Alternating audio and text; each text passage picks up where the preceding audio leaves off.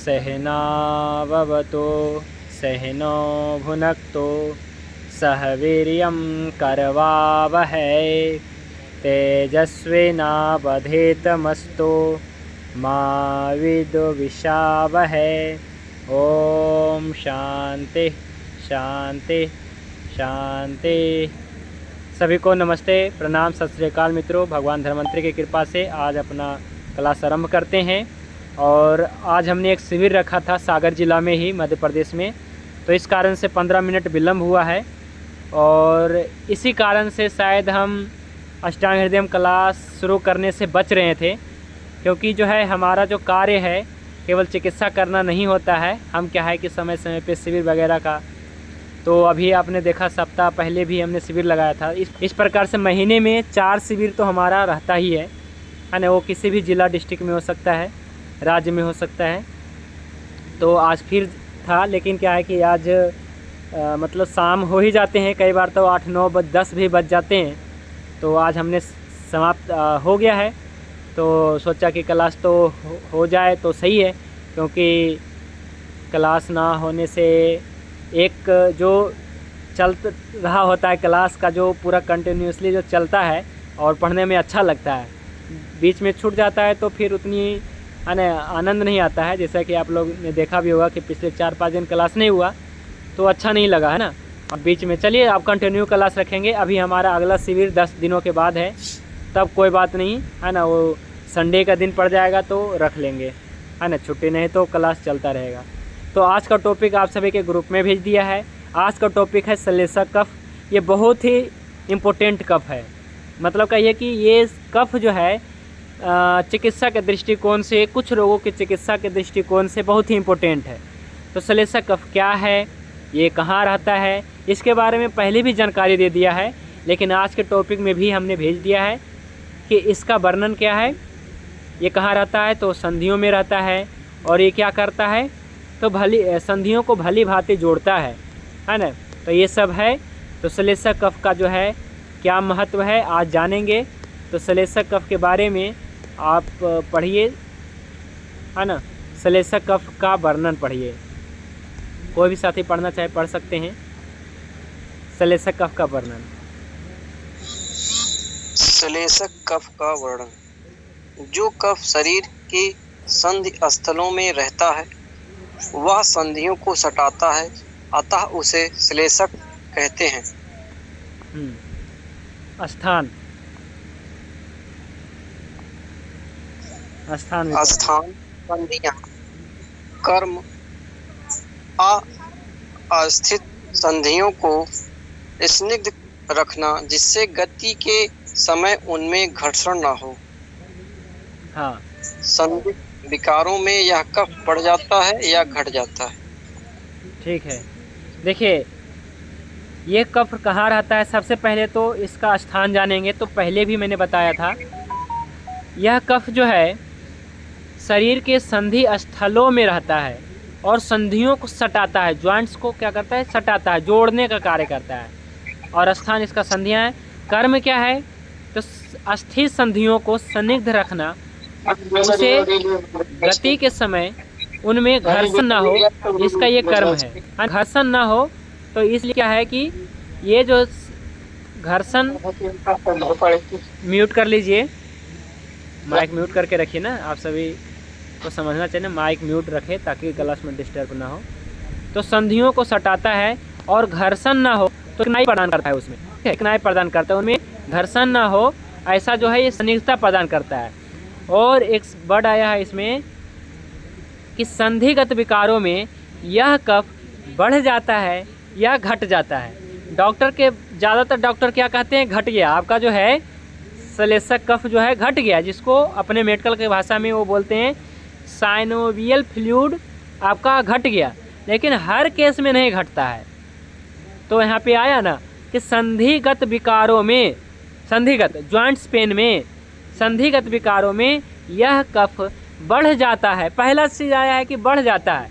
आज हमने कम से कम 100 पेशेंट देखे, जिनमें से जॉइंट्स पेन यानी कि संधिगत विकार आया 50 रोगी, उनमें 50 में 40 रोगी का जो है संधिगत विकार में हमने देखा कि कफ बढ़ गया था, घटा नहीं था, कफ बढ़ गया था।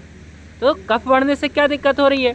तो संधिगत विकारों में यह कफ बढ़ जाता है या घट जाता है, या घट जाता है, बढ़ जाता है या घट जाता है। आगे पढ़िए, स्नेहन और श्लेषक कफ का वर्णन, ये आपने पढ़ लिया था कल, तो इसको आगे बढ़ाते हैं। स्नेहन कफ यानी कि तर्पक कफ के बारे में पढ़ा था, और श्लेषण कफ यानी कि श्लेष्मक कफ उसी का नाम है। दोनों क्या करता है? दोनों का कार्य है कि श्लेषक कफ जो है संपूर्ण संधियों को भली भांति जोड़ता है, ये इसका कर्म है भाव प्रकर्ष निघंटों में। और आपने ये भी कल पढ़ दिया था, संधियों में स्थित, ये लास्ट लाइन में मैं बता रहा हूँ, संधियों में स्थित, सुश्रुत ऋषि बता रहे हैं, संधियों में स्थित कफ यानी कि श्लेष्मक कफ सब संधियों को जोड़ने से उनका उपकार करता है, उपकार करता है। श्लेष्मक कफ क्या करता है? उपकार करता है संधियों के ऊपर, है ना, इससे संधियाँ सुरक्षित रहती है। अब पढ़िए श्लेष्मक कफ, ये क्या है? इसका पंचभौतिक संरचना क्या है? आप महाभूत और पृथ्वी महाभूत तो है ही, तो पृथ्वी आप महाभूत के साथ में वायु महाभूत है। ये क्या करता है? आप इसे पढ़िए। श्लेषक का अर्थ है जोड़ना, अर्थात वह जो दो या दो से अधिक संरचनाओं को एक साथ बांधता या धारण करता है, उसे श्लेषक कफ कहा जाता है। इसका अन्य अर्थ बांधने के लिए संलग्न करना, पालन करना, अंगीकार करना, एक होना, एक साथ रखना होता है। श्लेषक का अर्थ होता है जोड़ना, जोड़ने वाला जिसका नाम है वो श्लेषक है, अर्थात वह जो दो या दो से अधिक संरचनाओं को जोड़ता है। अपने शरीर में बहुत सारी ऐसी संरचना है जहाँ पे दो तो प्रत्यक्ष रूप से जुड़ते हैं, लेकिन कई बार त्रिकस्थी जहाँ पे होता है वो तीन, है ना, त्रिकस्थी बताया ही गया है कि तीन अस्थियों को जोड़ रहा है। तो दो या दो से अधिक संरचनाओं को एक साथ बांधता या धारण करता है, उसे श्लेषक कफ कहा जाता है। इसका अन्य अर्थ भी लिया गया है, जैसे बांधने के लिए श्लेषक कफ होता है, बांधने के लिए इसका अन्य अर्थ है संलग्न करना, पालन करना, अंगीकार करना, एक होना, एक साथ रहना, ये सब अर्थ लिया जाता है। तो श्लेषक का ये सब मतलब होता है। कफ, ये पढ़िए, कफ हमारे भौतिक शरीर के, कफ हमारे भौतिक शरीर में पानी का एक हिस्सा है। यह जल और पृथ्वी तत्व से भरपूर है। पृथ्वी और पानी के मिश्रण के कारण कफ एक सीमेंटिंग पदार्थ बन जाता है, जैसे मिट्टी का गाढ़ा।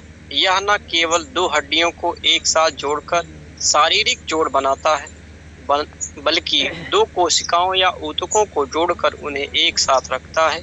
सभी प्रकार के कफ एक ही उद्देश्य को पूरा करते हैं, लेकिन बंधनकारी श्लेषक कफ में अधिक होता है, इसलिए इसे श्लेषक कफ नाम दिया गया है। तो कफ का मतलब क्या होता है? वैसे कफ का पंचभौतिक संरचना क्या है? साधारण कफ का तो पृथ्वी और जल महाभूत है, ठीक है, पृथ्वी और जल महाभूत दोनों है, लेकिन हम हर बार यहाँ पे आप लिख रहे हैं, यानी केवल जल महाभूत बोल रहे हैं। तो आप यहाँ पे जल और पृथ्वी महाभूत दोनों समझना है। जैसे जल रहेगा तो भी कफ का निर्माण नहीं होगा, केवल पृथ्वी रहेगा तो सॉलिड हो जाएगा, जल रहेगा तो लिक्विड हो जाएगा। तो एक मिश्रण है, पृथ्वी और पानी के मिश्रण के कारण कफ एक सीमेंटिंग पदार्थ बन जाता है। सीमेंटिंग समझते हैं? जैसे देख लीजिए गाढ़ा, जिसमें हम भवन निर्माण करते हैं, कच्चे भवन का निर्माण करते हैं, तब हमें क्या है कि गाढ़ा का निर्माण करना पड़ता है। यानी कि मिट्टी होता है, अब मिट्टी में पानी डालते हैं तो एक निश्चित मात्रा डालते हैं। अगर बहुत ज़्यादा पानी डालेंगे तो फिर बेकार हो जाएगा, भवन निर्माण नहीं होगा, और थोड़ा पानी डालेंगे तो भी भवन निर्माण नहीं होगा। तो एक निश्चित मिश्रण होता है जिसके कारण हम भवन का निर्माण कर पाते हैं। इसलिए हमने लिखा कि पृथ्वी और जल, यानी कि पृथ्वी और जल तत्व के मिश्रण के कारण कफ एक सीमेंटिंग पदार्थ बन जाता है, जैसे मिट्टी का गाढ़ा। यह न केवल दो अस्थियों को एक साथ जोड़ता है, कुछ लोग सोच रहे होंगे श्लेषक कफ अस्थियों को जोड़ता है, लेकिन नहीं, बल्कि दो कोशिकाओं, दो ऊतक को जोड़ने का भी कार्य, उन्हें एक साथ रखने का कार्य ये श्लेषक कफ करता है। सभी प्रकार के कफ का एक ही उद्देश्य है। सभी प्रकार के कफ मतलब यानी बोधक कफ, क्लेदक कफ, अवलंबक कफ, तर्पक कफ, ये चार कफ का वर्णन। सभी प्रकार के कफ का एक ही उद्देश्य है एक ही उद्देश्य को पूरा करते हैं, लेकिन बंधन कार्य, वैसे तो बहुत सारे कार्य करता है, लेकिन बंधन का कार्य आपके श्लेषक कफ करता है। श्लेषक कफ क्या करता है? जोड़ने कार्य करता है। दो अस्थियों को, दो कोशिकाओं को, दो उत्तकों को, है ना, दो या दो से अधिक बंधन करता है, जोड़ता है। तो बंधन कार्य श्लेषक कफ में अधिक होता है, ऐसा कह सकते हैं। होता है अन्य में, लेकिन अधिक होता है, या फिर बंधन कार्य श्लेषक कफ अधिक करता है, इसलिए इसका नाम श्लेषक कफ दिया गया है। ठीक है जी, आगे पढ़िए। यह कफ शरीर के हड्डियों के जोड़ों में स्थित होने के कारण जोड़ों की चिकनाई और अखंडता को बनाए रखने में मदद करता है। जोड़ों की आसान गति में मदद करता है। इस प्रकार यह हमें दैनिक जीवन की गतिविधियों को सहजता से संचालित करने में मदद करता है। हम चलते हैं, पढ़ते हैं, झुकते हैं, धक्का देते हैं और दौड़ते हैं, चढ़ते हैं, लिखते हैं, खाते हैं और अपनी सभी गतिविधियां अपने आसानी से चलने वाले जोड़ों की मदद से करते हैं। और यह जोड़ तभी आसानी से चलते हैं जब उनमें स्थित कफ द्वारा उन्हें चिकनाई दी जाती है और उन्हें सुचारू गति में रखा जाता है। देखिए, यह कफ शरीर के अस्थियों के जोड़ों में स्थित होने कारण जोड़ों की चिकनाई और अखंडता बनाए रखता है। अखंडता यानी कि टूटने से बचाता है। ठीक है, तो अस्थियों को टूटने से बचाने का कार्य ये बहुत अच्छे तरीके से करता है। तो ये कफ बहुत ही इम्पोर्टेंट है। इसके अलावा और क्या आया है कि यह कफ होने की वजह से अगर हम दैनिक जीवन का जो गतिविधियां सहजता से संचालित कर पाते हैं, जिसमें अब आया है चलना, चलने, झुकने, धक्का देने, दौड़ने, चढ़ने, लिखने, इस प्रकार से बताया गया है। यानी कि हम लिख भी पाते हैं। तो देखिए, हमारा जो संधि है, तो यहाँ कहीं ना कहीं जो है एक प्रकार का क्या है, साइनोवियल फ्लूइड है, यहाँ पे एक चिकनाई है, श्लेष्मक कफ है। यदि ये सूख जाता है तो आपका यहाँ पे बंधन का कार्य रुक जाता है, बहुत ज़्यादा पेन करेगा, या फिर विकृत हो जाता है तो अभी भी आपका जो है दर्द करेगा, तो आप लिख नहीं पाएंगे। तो आप कैसे कर पाएंगे? नहीं लिख पाएंगे या कर पाएंगे। तो इसलिए आया है, यह कफ शरीर के अस्थियों के जोड़ों में स्थित होने के कारण अस्थियों को ताकत देता है, अखंडता बनाए रखता है। और क्या आया है कि अपनी सभी गतिविधियां आसानी से चल पाता है ना। तो यह जोड़ तभी आसानी से चल पाते हैं जब उसमें स्थित कफ यानी कि श्लेष्मक कफ द्वारा उन्हें पर्याप्त चिकनाई दी जाती है, संतुलित रूप से चिकनाई दी जाती है और शुद्ध चिकनाई दी जाती है। तो ये है इसका मतलब। आगे पढ़िए, अपनी चिकनाई। अपनी चिकनी और तरल प्रकृति के कारण यह लगातार जोड़ों को चिकना बनाता है और गति करते समय जोड़ों में भाग लेने वाली हड्डियों के सिरों के टूटने को रोकता है। यह जोड़ों की आसान हरकतों में मदद करता है। यह हड्डियों की जोड़दार सतह को घर्षण से बचाता है और जोड़ों को चिकनाई देता है।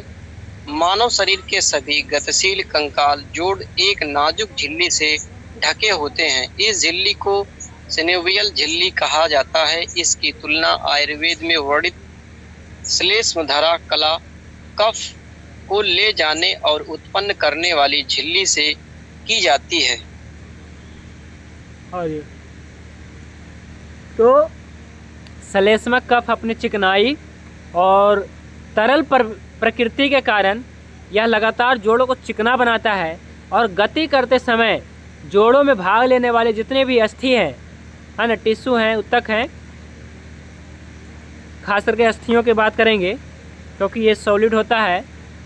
और ये जो श्लेष्मक कफ है ये सेमी सॉलिड होता है, यानी कि थोड़ा गाढ़ा होता है। तो अस्थियों के सिरों यानी कि अग्रभाग के टूटने को रोकता है।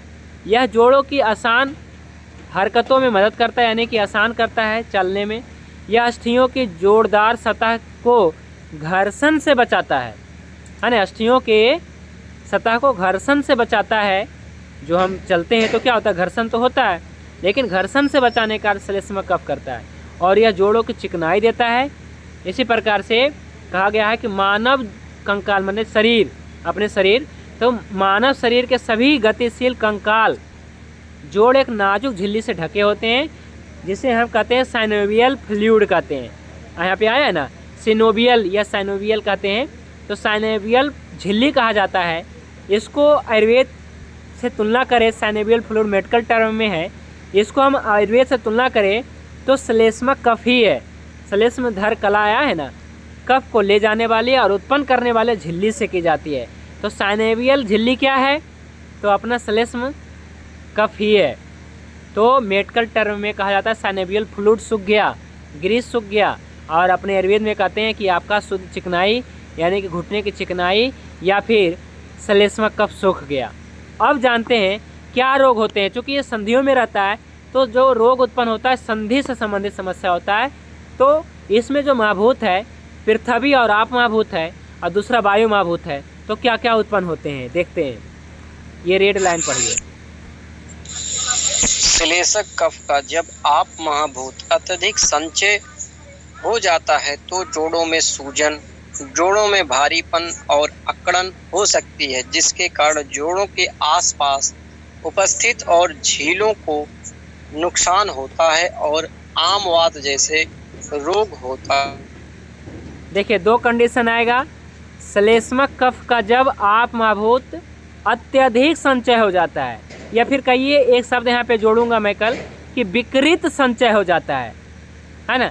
श्लेष्मा कफ का जब आप महाभूत विकृत हो जाता है तो अत्यधिक संचय हो जाता है या विकृत संचय हो जाता है तो जोड़ों में सूजन, क्या आएगा जी? जोड़ों में सूजन, जोड़ों में भारीपन और अकड़न हो सकती है, जिसके कारण जोड़ों के आसपास उपस्थित है ना। और क्या है कि झिल्लियों को नुकसान, यहाँ पे उपस्थि लिखा है, उपस्थि, अस्थि और उपस्थि, और झिल्लियों को नुकसान होता है ना। वहाँ पे सड़न उत्पन्न हो जाता है, ऐसा समझ सकते हैं। वहाँ पे क्या है कि जो जॉइंट्स होता है वहाँ पे सड़न उत्पन्न हो जाएगा, क्योंकि जो विकृत श्लेष्मा कफ है जिसके कारण से क्या होता है, और ये क्यों हुआ है? क्योंकि वहाँ पे विकृत आप महाभूत उत्पन्न हो गया है। तो वहाँ पे श्लेष्मा कफ अत्यधिक या विकृत संचय हो जाता है तो जोड़ों में सूजन करता है और आम बात जैसे समस्या उत्पन्न करता है। इसे कहते हैं रूमेटाइड अर्थराइटिस कहते हैं ना। उसमें क्या होता है? सूजन होता है। पहला लक्षण क्या होता है? सूजन होना, और फिर दर्द होना। तो दर्द तो होगा ही, और दर्द होना तो पेन शिफ्ट होते रहता है, कभी लेफ्ट में कभी राइट में, कभी ज़्यादा कभी कम, है ना, कभी हाथ में कभी पैर में। और वहाँ पे एक विशेष लक्षण होता है सूजन होता है, जिसे हम आम बात कहते हैं, है ना। तो आम क्या है? विकृत है, विकृत है ना। तो आम मतलब क्या है? विकृत आहार रस से कहते हैं। तो यही श्लेष्मा कफ का मतलब होता है कि जब आप महाभूत जब विकृत हो जाता है तब क्या होता है कि वहाँ पे संधियों में अत्यधिक संचय हो जाता है श्लेष्मा कफ, या फिर विकृत हो जाता है। और ये संचय हो जाता है, इसके कारण से क्या है? विकृत हो जाता है ना। विकृत होने के कारण जोड़ों में सूजन हो जाता है। अब जानेंगे श्लेष्मा कफ का जब वायु महाभूत बढ़ जाता है या विकृत हो जाता है तब क्या होता है। ये पढ़िए ब्लैक लाइन। इसी प्रकार जब श्लेषक कफ का वायु में बहुत वायु महाभूत बढ़ जाता है तो बंधनकारी कफ की कमी के कारण जोड़ों में सूखापन आ जाता है, जिससे अत्यधिक घिसाव होता है और वात विकार होता है। इससे जोड़ों में दर्द, जोड़ों में गैप, जोड़ों से आवाज आना, जोड़ों में ढीलापन, हरकत में कमी और विकलांगता जैसी समस्या होती है। इसके परिणाम स्वरूप जोड़ों और हड्डियों का क्षय होता है, जिसे ऑस्टियोआर्थराइटिस जैसी बीमारियां होती हैं। हाँ जी। तो इस प्रकार से पहला कंडीशन में देखा कि संधियों में जब आप महाभूत विकृत हो जाता है तब वहाँ पे आम बात उत्पन्न होता है, सूजन होता है, जोड़ों में दर्द होता है, अकड़न जकड़न होता है। दूसरा केस है क्या है कि श्लेष्मा कफ का दूसरा महाभूत है वायु महाभूत। जब वायु महाभूत बढ़ जाता है तो वायु का काम है सुखा देना। तो संधियों में स्थित श्लेष्मा कफ बहुत ज़्यादा सूख जाता है।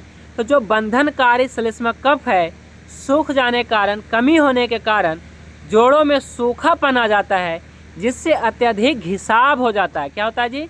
घिसाव उत्पन्न हो जाता है, सूख गया, श्लेष्म में कफ है नहीं, तो क्या होता है कि संधियों में घिसाव उत्पन्न हो जाता है और बात विकार उत्पन्न होता है। इससे जोड़ों में दर्द होता है, जोड़ों में गैप होता है। श्लेष्म में कफ नहीं है तो क्या होगा जी, गैप। और श्लेष्म में कफ अधिक बढ़ गया तो कोई कहेगा गैप नहीं, उसको समझ में नहीं आएगा। तो जोड़ों में दर्द कब होगा, जोड़ों में गैप कब होगा, जोड़ों में से आवाज़ कब आएगा, ये भी बात आपको ध्यान रखना है। जोड़ों में से आवाज़ कब आएगा और जोड़ों में ढीलापन कब होगा, और हरकत में कमी, जब दर्द होगा, गैप होगा, आवाज़ आएगा तो हरकत में कमी होगा, ज़्यादा कूद फान नहीं करेंगे, विकलांगता जैसी समस्या होगी। इसके परिणाम स्वरूप जोड़ों और अस्थियों का क्षय हो जाएगा। वहाँ पे चिकनाई नहीं है तो घर्षण होगा तो क्या होगा, क्षय हो जाएगा।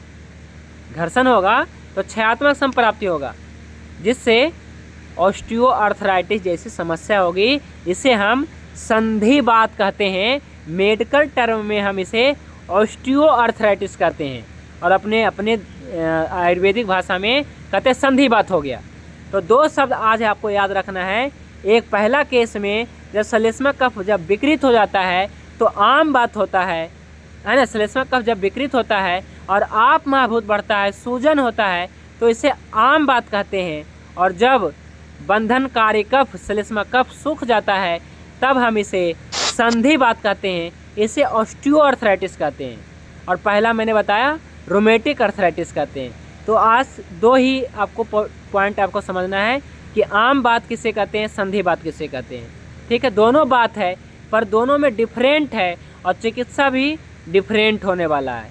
ठीक है, तो आपको जो है इस प्रकार से समझनी है कि पहला केस तो क्या है, आप महाभूत विकृत होने से वहाँ पे क्या है कि विकृत हो जाता है, तो श्लेष्म कफ है, चिकनाई है, सनेवियल फ्लूइड है, लेकिन वो विकृत है, कोई काम का नहीं है, रद्दी है, इसको निकालो और इसके बाद जो है एक संतुलित जो है बनाया जाए और संतुलित कफ विकसित किया जाए। लेकिन दूसरा केस में तो क्या है, वायु अधिक बढ़ जाने के कारण बंधनकारी कफ सूख गया है, वहाँ पे विकृत नहीं हुआ, सूख गया है, तो यहाँ पे सीधा क्या करना है कि यहाँ पे कफ को बढ़ाने वाला जो है मेडिसिन देना है। तो हम लाइन ऑफ ट्रीटमेंट कह देता हूँ। पहला केस क्या है, आम बात है, तो आम बात का क्या मेडिसिन भी बताएंगे, चिंता मत करिए। यहाँ पे लाइन ऑफ ट्रीटमेंट ऐसा रखना है, पहले जो है जो श्लेष्म कफ विकृत हो गया है इसे हमें निकालना है।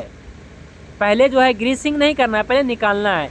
निकालने के लिए हमें क्या करना है कि हमें लीच थेरेपी करना है, हमें यहाँ पे सिंगी थेरेपी करना है, हमें यहाँ पे जो पोटली होता है, जैसे सेंधा नमक लीजिए और उसमें कुछ नमक भी मिलाइए, है ना, और इसे जो है पोटली सूती कपड़ा में जो है डाल करके पोटली तैयार करिए और इसे जो है इसे जो है अपने संधियों पे क्या करिए कि सेकाई करिए, है ना, ताकि वहाँ पे जो विकृत कफ है वो सूखे। इस और आपको औषधि भी उसी तरह का लेना है जो सुखाने का काम करे, है ना, और इसमें उष्ण बीरी से युक्त पहले रुक्ष आपको सेवन करना है, बाद में स्निग्ध सेवन करना है। कुछ लोग क्या करते हैं, जोड़ों में दर्द है सीधा चिकनाई पे ला देते हैं, सीधा तेल ला देते हैं, नहीं, पहले आपको उष्ण बीरी से युक्त, है ना, रुक्ष लाइन ऑफ ट्रीटमेंट अपनाना है। ठीक है, इसके बाद जब ये सूख जाए, है ना, आम बात का जब संप्राप्ति भंग हो जाए तब हमें चिकनाई देना है। और दूसरा केस क्या है जी, दूसरा केस में सूख गया है, तब यहाँ पे दीपन पाचन यानी पाचन आदि अच्छा करके हम इसे शुद्ध चिकनाई सीधा सेवन करवा सकते हैं, बस्ती दे सकते हैं, यहाँ पे मालिश करवा सकते हैं, जानू बस्ती दे सकते हैं और मेडिकेटेड घी वगैरह दे सकते हैं। ठीक है, तो दो केस यहाँ पे समझ में आता है। बाकी कल इसका पूरा जो है कफ का ट्रीटमेंट कल बताएंगे और बारी बारी से गठिया का तो पूरा ट्रीटमेंट बताने वाला हूँ ना लास्ट में, तब जो है पूरा ट्रीटमेंट समझ जाएंगे।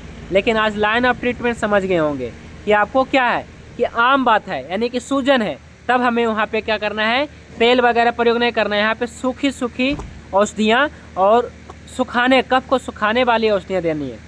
और ये ज़्यादा समस्या है, ये ज़्यादा समस्या किसको होता है, मोटे व्यक्ति को होता है, पतले व्यक्ति को नहीं होता है, मोटे व्यक्ति को होता है। और ये जो है संतर्पण जन्य व्याधि है, आम बात है ना। और संधिवात जो है अवतर्पण। अवतर्पण मतलब क्या होता है कि उससे ज़्यादा मतलब क्या है कि आराम नहीं मिला, उससे ज़्यादा घी तेल यानी कि हैवी फूड नहीं मिला, है ना, आराम नहीं मिला, इस कारण से अवतर्पण घिसती गई, है ना, उसकी जो है अस्थियों का जो है श्लेष्मा कफ वो सूख गया, है ना। और एक ऐसा व्यक्ति आएगा जो क्या है कि क्या है कि बहुत ज़्यादा क्या है कि आराम इसको मिला है ना, खूब ज़्यादा जो है पराठे, पूरी पराठे का सेवन किया है, घी तेल का सेवन किया है, तो संतर्पण हो गया, विकृत हो गया, यानी कि उसने घी तेल का बेकार मतलब घी तेल का माने उसने मतलब क्या है शुद्ध चिकनाई का सेवन नहीं किया, है ना, किया सेवन लेकिन शुद्ध चिकनाई का सेवन नहीं किया, इस कारण से उससे आम बात हुआ। और दूसरा केस में क्या है कि उसे मिला ही नहीं, है ना, संधि बात में क्या है कि उसे चिकनाई मिला ही नहीं, इस कारण से क्या है कि श्लेष्मा कफ सूख गया और उसे जो है संधियों में घिसावट यानी कि सूखने के कारण जो है संधियों में अत्यधिक हिसाब हुआ और बात विकार उत्पन्न हुआ, इस कारण से गैप हो गया, है ना। तो कुछ लोग कहते हैं ना कि स्लिप डिस्क हो गया, गैप हो गया, है ना, रीढ़ की हड्डी में गैप हो गया या जॉइंट्स में गैप हो गया। तो गैप हुआ मतलब सीधा बात है कि उसे जो है श्लेष्मा कफ सूख गया, ठीक है। तो आज का टॉपिक से रिलेटेड कोई प्रश्न है तो रख सकते हैं। वैद्य जी की जय हो। हाँ जी नमस्ते। हाँ वैद्य जी, जैसे जिनको गैप कम होता है वो तो जल्दी ठीक हो जाते हैं, लेकिन कुछ पेशेंट ऐसे होते हैं जिनको गैप नहीं होता लेकिन उनको जो है दर्द होता है घुटने में, वो कवर नहीं होते महाराज। हाँ जी, गैप होता है तो ये जल्दी कवर हो जाता है, बिल्कुल आपने सही पकड़ा। देखिए अब संधि बात होगा, संधि बात होगा यानी कि श्लेष्मा कफ सूख गया, तब हम इसे चिकनाई बढ़ाने वाला तेल घी देते हैं और ठीक होता है। लेकिन किसी को आम बात हो गया तब हमें पहले क्या करना पड़ेगा है पता, पहले वहाँ पे उपस्थित जो रद्दी चिकनाई है उसे निकालना पड़ेगा या सुखाना पड़ेगा, और इसके बाद हमें क्या करना पड़ेगा, फिर से चिकनाई देना पड़ेगा। तो समय लग गया ना, हमें तो देर होती है ना हमें, इसलिए उसमें समय लगता है। तो आम बात में समय ज़्यादा लगेगा, संधि बात में समय कम लगेगा ट्रीटमेंट में। तो उसे हमें स्पष्ट बोल देना है ना, कि आपको ज़्यादा समय लगेगा, आपको कम समय लगेगा।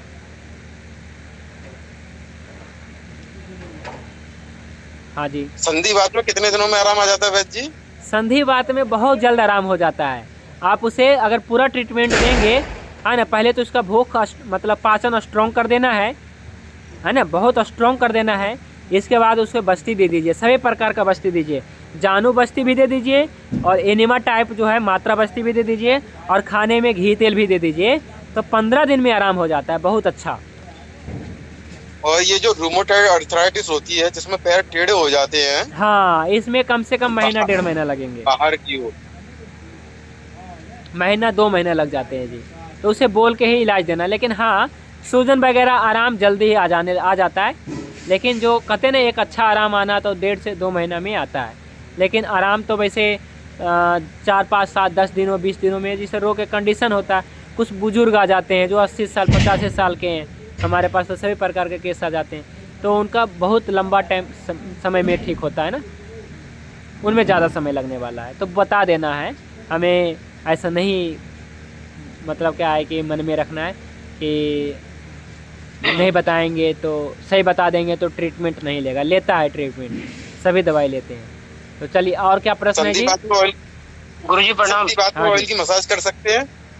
1 मिनट, हाँ क्या प्रश्न है सुमेश पाल जी? संधि बात में तेल की मसाज कर सकते हैं? कर सकते हैं, संधि बात में ही मसाज कर सकते हैं, बिल्कुल मसाज करिए, जानू बस्ती दीजिए, मात्रा बस्ती दीजिए, शुद्ध चिकनाई का सेवन करवाइए, घी तेल का सुबह, है ना, ये सब करवा सकते हैं, यही सब तो ट्रीटमेंट देना है। हाँ जी धन्यवाद। नरेंद्र जी। गुरुजी प्रणाम जी नमस्ते। मैं कह रहा जी सब गुरुजी अपने को ये कैसे मालूम चलेगा जो ये कि भाई अपने को इसमें चिकनाई अब देनी चालू करनी पड़ेगी? संधि आम बात में कैसे पता चलेगा चिकनाई देना? हाँ देखिए बहुत आसान है। अब चिकनाई देनी चाहिए, अब आप लोग कैसे मालूम चलेगा आप चिकनाई देना शुरू करना चाहिए? बिल्कुल बिल्कुल, देखिए ये प्रश्न बहुत सही है, और जब ट्रीटमेंट करते हैं तो पता भी चल जाता है। पहले तो आपको कम से कम ये क्रिया होने में, जब आप आम बात की चिकित्सा करेंगे यानी कि जोड़ों में सूजन होगा, तो सूजन बिल्कुल पच जानी चाहिए और इसे भूख खुल के लगनी चाहिए, और है ना, और उसका क्या है कि शरीर हल्का हो जानी चाहिए, ऐसा प्रतीत होने लग जाता है। रोगी कहता है कि वैद्य जी हमारा शरीर हल्का हल्का लगने लगा, और सबसे बड़ी बात सूजन में कमी आ जाएगी, मतलब सूजन नहीं रहेगा। तो जब तक सूजन नहीं जाता है तब तक उसको चिकनाई नहीं देना है, ये बात का ध्यान रखना है। सूजन ठीक हो जाता है तब चिकनाई देना शुरू कर देना है। जी धन्यवाद। हाँ वो तो दिखेगा ना सूजन। मेरा नमस्कार, मेरा एक सवाल है जी कि जैसे आपने बताया स्लिप डिस्क भी श्लेष्मक कफ का ही एक भाग है, ठीक है। तो जैसे कि बहुत ऐसे लोग आते हैं जिनका नस दबा हुआ रहता है, तो उसमें तो हड्डियों का स्पेस कम हो गया, तो उसमें लाइन ऑफ ट्रीटमेंट फिर क्या रहेगा? देखिए कुछ शिकायत लेके आते हैं कि नस दब गई है ना, नस दब गई है ना, ऐसा आता है, बहुत सारे केस आते हैं और ऐसा होता भी है। तब हम इसे क्या करते हैं, सुनिए। वैसे तो नस दबने की समस्या में उसे जल्द से जल्द इलाज करवा लेनी चाहिए, और ये होता भी कई कारणों से है। कई को क्या होता है कि जब ये श्लेष्मक कफ बिल्कुल सूख जाता है तो क्या होता है, वहाँ पे अस्थियाँ क्या होती है, घिसने लग जाती है, और नस में भी घर्षण होता है ना, तो नस भी, जो भी नस से जाती है, चाहे हड्डी कमर की हो चाहे घुटने की है, तब वहाँ पे क्या है कि वो दबती है, या फिर कहिए वो घर्षण होने के कारण उसमें दर्द होता है। तो क्या है कि दर्द क्यों होता है, तो दर्द इसलिए होता है ना क्योंकि नस दब रही है या नस घर्षण के चपेट में आ रही है। घर्षण होता है तो नसें क्या है, घर्षण के चपेट में आ जाती है, इस कारण से दर्द होता है। तो दोनों केस में क्या है कि पहले के केस में तो आम बात के केस में ऐसा है कि वहाँ पे आपका जो है आम है, इस कारण से आम जहाँ भी रहेगा वो दर्द करेगा। और दूसरा केस क्या है कि यहाँ पे श्लेष्मक कफ नहीं है, घर्षण है, घर्षण के कारण मांसपेशियों में दर्द है ना, जो भी, और दूसरे जो भी नसें भी जाती है वो भी घर्षण करता है, इस कारण से दर्द है ना। तो जो नस दब जाती है, जो नस दब जाती है, तो इस केस में जो है मर्म चिकित्सा अच्छा लाभ करता है। फिर इसी प्रकार से एक्यूप्रेशर चिकित्सा, ऑरिकुलर थेरेपी, ये सभी जो है थेरेपी अच्छा लाभ करता है। फिर अग्निकर्म भी अच्छा लाभ करता है, लेकिन आप लोग नहीं कर सकते हैं, तो फिर भी जो एक्यूप्रेशर तो आजकल सभी जान गए हैं, तो एक्यूप्रेशर कर सकते हैं, है ना। तो नसों से संबंधित समस्या के लिए एक्यूप्रेशर सबसे अच्छा पॉइंट है जी, है ना।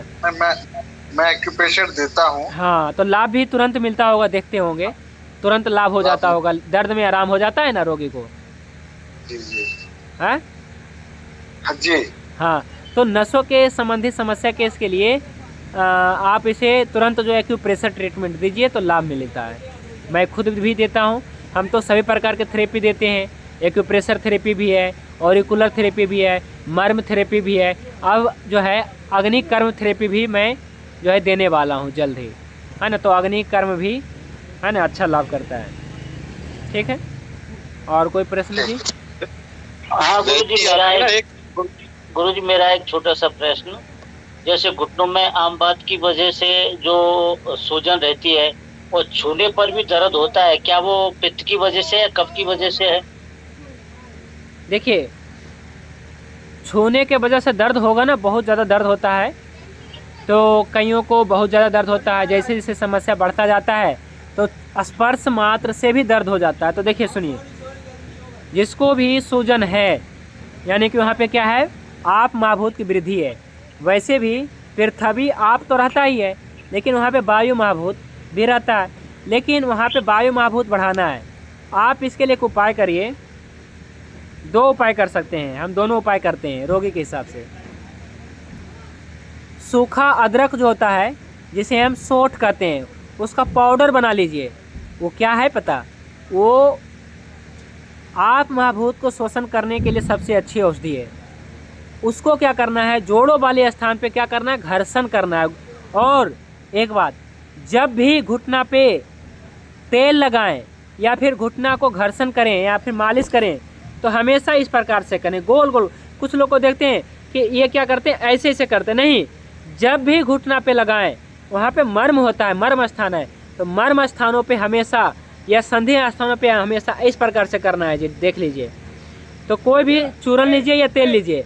आम बात के लिए आपको सोंठ का पाउडर का लेना है और इसे जो हल्के हाथों से इस प्रकार से घर्षण करना है, ताकि वहाँ पे विकृत आम जो है वो सूख जाए, है ना।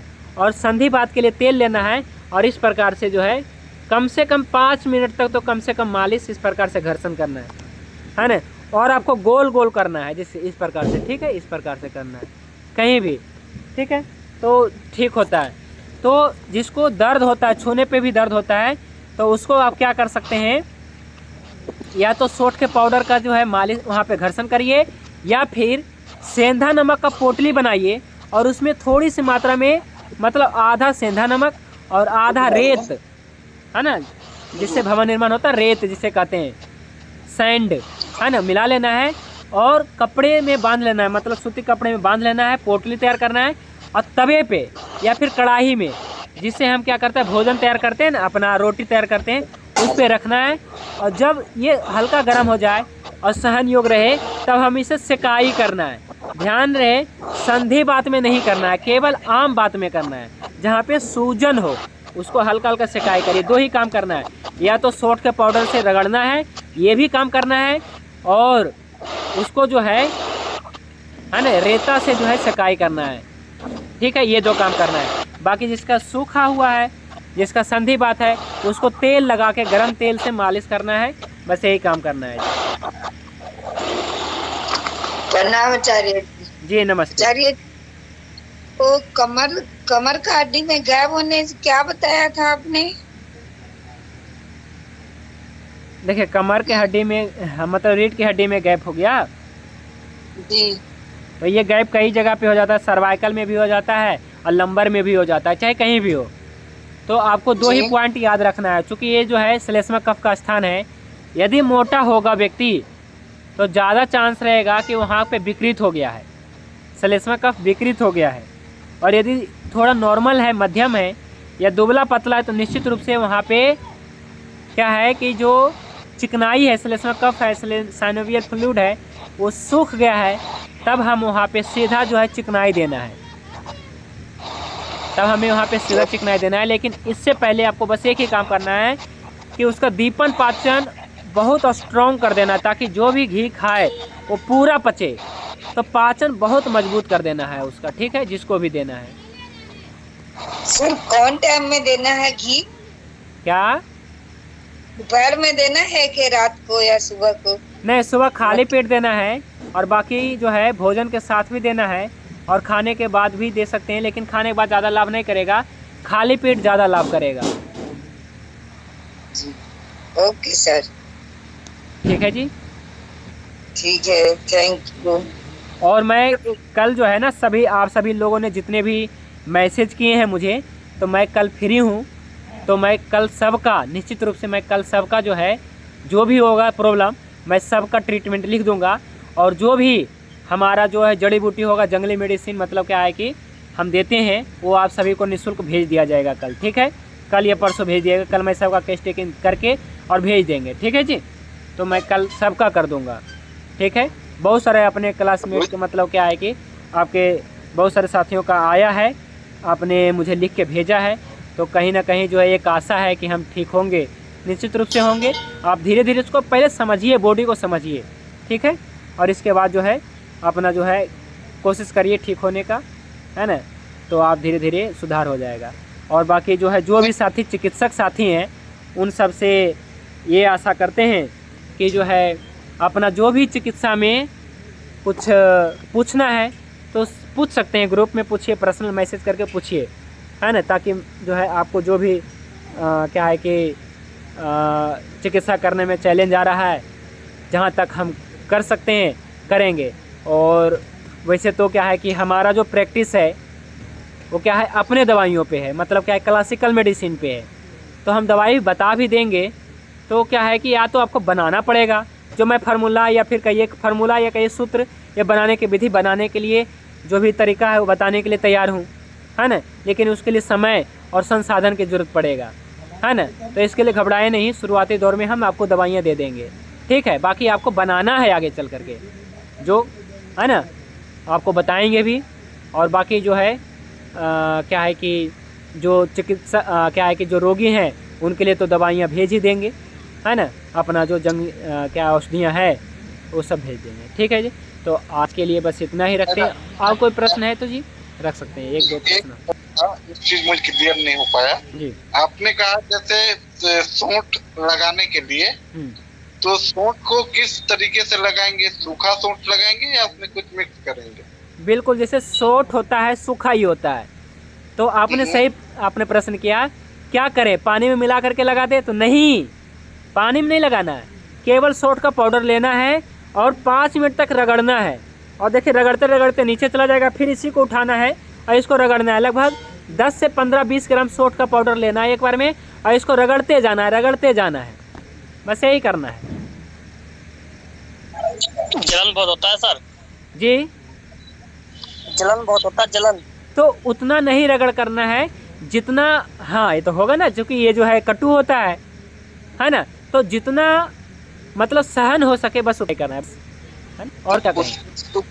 उसके जगह पे सेंधा नमक और रेती का हाँ, मतलब जो आपने फिर कहा सेंधा नमक या फिर आप जो है रेत का जो है मिला करके उसका भी सिकाई कर सकते हैं, ये भी है। लेकिन जो है दोनों करेंगे, दोनों थेरेपी लेंगे तो ज़्यादा फायदा करेगा। लेकिन एक बात हमेशा ध्यान रखिएगा, अभी देखिए वैद्य जी ने क्या कहा कि जलन होता है, तो हर एक चीज़ में आपको ध्यान रखना है कि रोगी जितना सह सकता है, रोगी जितना सहन कर सकता है, उसी के अनुसार से हर एक चीज़ करना है। चाहे हम उसे नस्य क्रम कर रहे हैं, चाहे उसे हम बस्ती क्रम कर रहे हैं, चाहे हम उसे स्वेदन दे रहे हैं, चाहे हम उसे कोई भी काढ़ा पिला रहे हैं, तो रोगी के अनुसार हमें करना है। हमेशा रोगी के अनुसार चलना है कि रोगी कितना सहनशील है, बस उसके अनुसार करना है, आपको जो है सफलता मिलती जाएगी, ठीक है। तो चलिए आज के लिए बस इतना ही, क्योंकि हाँ जी वैजी आपकी एक 33 नंबर की वीडियो है जी, जिसमें आपने बताया है कि जिसकी जो दिनचर्या है, चाहे वो रात के 10 बजे खाए, 11 बजे खाए, तो उससे कोई परेशानी नहीं हो सकती। लेकिन आयुर्वेद में तो ऐसा नहीं है। चलिए वो रेफरेंस मैं नहीं भेज पाया था, मैंने कहा था कि क्लास समाप्त होने से पहले भेज दूंगा। चलिए मैं कल भेज दूंगा, ठीक है। रेफरेंस है तभी ना मैं कहा। चलिए ठीक है, आप कोई प्रश्न होगा ना तो व्हाट्सएप। हाँ गुरुजी, ये जो डायबिटिक पेशेंट होते हैं तो उनका अगर वो जैसे सूजन हो या वो, तो उसमें भी दे सकते हैं ये चीज़ें जो आपने बताई। डायबिटिक पेशेंट को सूजन होता है ना, तो कहीं ना कहीं उसको ये भी समस्या रहता है ना। डायबिटीज़ पेशेंट को सूजन रहता है, यानी कि दर्द भी रहता है, तो ज़्यादातर दवाइयाँ खाते रहते हैं, 5 साल से खा रहे होते हैं या 10 साल से खा रहे होते हैं, फिर उनको घुटनों में दर्द हो जाता है, तो उसके शुगर के साथ साथ में गठिया भी हो जाता है, तो दे सकते हैं, बिल्कुल दे सकते हैं, ठीक है। चलिए ठीक है, आज के लिए बस इतना ही। बाकी कोई प्रश्न होगा तो व्हाट्सएप ग्रुप में डालिए, ठीक है। शांति पाठ करके आज की क्लास विराम करते हैं। ओम ध्यो शांति अंतरिक्षम शांति पृथिवी शांति आपः शांति औषधयः शांति वनस्पतयः शांति विश्वदेवः शांति ब्रह्म शांति सर्वं शांति शांतिरेव शांति सामा शांतिरेधि। ओम शांति शांति शांति।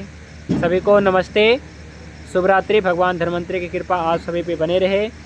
जय धन्वंतरि, जय आयुर्वेद। जय धन्वंतरि, जय आयुर्वेद।